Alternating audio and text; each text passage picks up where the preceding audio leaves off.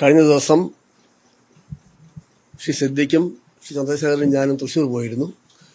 DCCയിൽ ഒരു റൗണ്ട് ചർച്ച നടത്തി. പിന്നെ ഇന്നിപ്പോൾ അവിടുത്തെ സ്ഥാനാർത്ഥിയുടെ ആയ മുൻ KPC പ്രസിഡന്റ് ശ്രീ K മുരളീധരനെ കാണാൻ വേണ്ടി ഇവിടെ വന്നത്. അദ്ദേഹവുമായിട്ട് സംസാരിച്ചു. ഈ പ്രോസസ് തുടരുകയാണ്. ഇനിയും പലരെയും കാണാനുണ്ട്. തൃശ്ശൂരിലെ പരാജയം ഒരു വലിയ ആഘാതമാണ് കോൺഗ്രസിനേറ്റത്. ഒരിക്കലും പ്രതീക്ഷിച്ചല്ല. K മുരളീധരനെ പോലെയുള്ള ഒരു പ്രഗത്ഭനായ സ്ഥാനാർത്ഥി അവിടെ 3ാം സ്ഥാനത്താകുക എന്ന് പറയുന്നത് ചിന്തിക്കാൻ സാധിക്കുന്ന കാര്യമല്ല. അതിൻ്റെ കാരണം കണ്ടെത്തലാണ് ഞങ്ങളുടെ ചുമതല. ഞങ്ങൾ ആ ചുമതല നിർവഹിക്കും. അദ്ദേഹത്തിനാണ് ഓൺ ദ സ്പോട്ട് കുറച്ചുകൂടെ അഭിപ്രായം പറയാൻ സാധിക്കുന്ന ആൾ. അതുകൊണ്ട് അദ്ദേഹത്തെ കാണാൻ വന്നതാണ്. അദ്ദേഹത്തെ കണ്ട് സംസാരിച്ചിട്ടുണ്ട്. നേതൃയോഗത്തിൽ ഇത് വരേണ്ട ആവശ്യമില്ല. കാരണം ഞങ്ങളുടെ ഇത് പൂർത്തിയായിട്ടില്ല. ഞങ്ങളുടെ പ്രോസസ്സ് നടക്കുന്നേ ഉള്ളൂ. ഇനിയും തൃശ്ശൂർ പോകേണ്ടി വരും, പലരെയും കാണേണ്ടി വരും. അത് കഴിഞ്ഞ് ഞങ്ങൾ റിപ്പോർട്ട് കൊടുക്കത്തുള്ളൂ. ഈ വിഷയം നേതൃയോഗത്തിൽ വരേണ്ട കാര്യമില്ല. പക്ഷെ തൃശ്ശൂരിലെ പരാജയം എന്ന് പറയുന്നത് കേരളത്തിലെ കോൺഗ്രസിന് UDFിനുണ്ടായ വലിയ ആഘാതമാണ്. കാരണം ഒരു സർവേയിലും പറഞ്ഞിരുന്നില്ല തൃശ്ശൂരിൽ കോൺഗ്രസ് പരാജയപ്പെടുന്നു. എല്ലാവരും വിജയം പ്രതീക്ഷിച്ചതാണ്.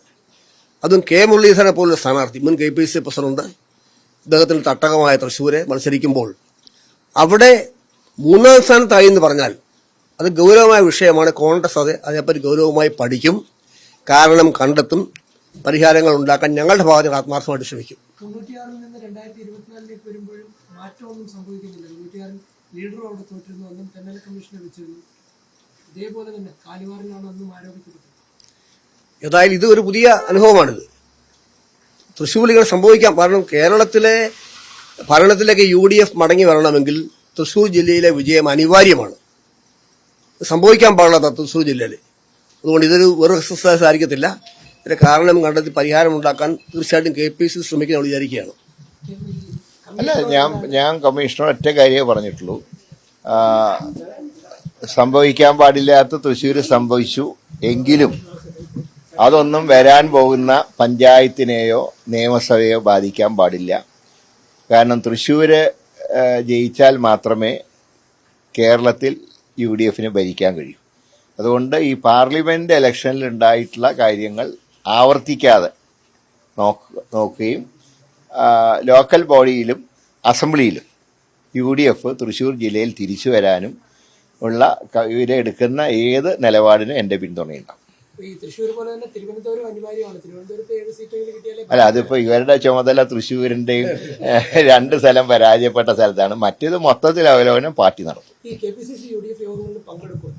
അല്ല, അതിനെക്കുറിച്ച് ഒരു ഡിബേറ്റിന്റെ ആവശ്യമില്ല. ഇവിടെ അതല്ലല്ലോ പ്രശ്നം. ഇവിടെ ഇല്ല, ആരെയും പേരൊന്നും പറഞ്ഞിട്ടില്ല. ആരെയും പേരെടുത്ത് പറഞ്ഞിട്ടില്ല. പക്ഷെ സംഘടനാ തലത്തിൽ ഉണ്ടായിട്ടുള്ള വീഴ്ചകളും കാര്യങ്ങളൊക്കെ ഞങ്ങൾ പരസ്പരം അതിന്റെ ഒരു ആശയവിനിമയം നടത്തി. അല്ലാതെ ഏതെങ്കിലും ഒരാളുടെ തലയിൽ ഇത് കെട്ടിവെക്കുന്നത് ശരിയല്ല. അങ്ങനെയൊക്കെ ചെയ്തു കഴിഞ്ഞാൽ അവരല്ലേ ഏറ്റവും കൂടുതൽ കഴിവുള്ളവർ. ഇപ്പോൾ K മുരളീധരനെ തോൽപ്പിക്കാൻ ഇത്ര ലക്ഷം വോട്ട് മറിച്ചു എന്നൊക്കെ പറഞ്ഞാൽ അവർ മാന്യന്മാരല്ലേ? അത് ശരിയല്ലല്ലോ. അങ്ങനെ ആര് വിചാരിച്ചാലും നടക്കില്ല.